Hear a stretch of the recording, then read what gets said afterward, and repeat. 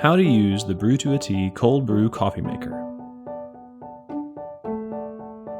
First, put half a cup to 1 cup of coarsely ground coffee in the filter. Place the filter inside the pitcher.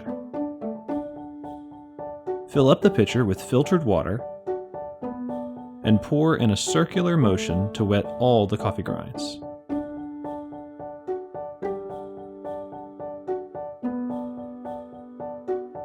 Brew for a minimum of 8 hours in the refrigerator. For best results, we recommend 48 hours.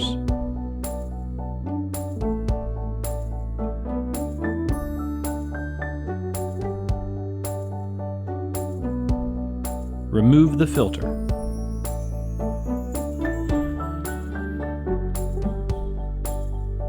Keep the lid on to keep the coffee fresh. This product features a stainless steel lid with an airtight silicone seal, an easy-to-remove stainless steel filter, temperable thick borosilicate glass, and a large top opening for easy cleaning.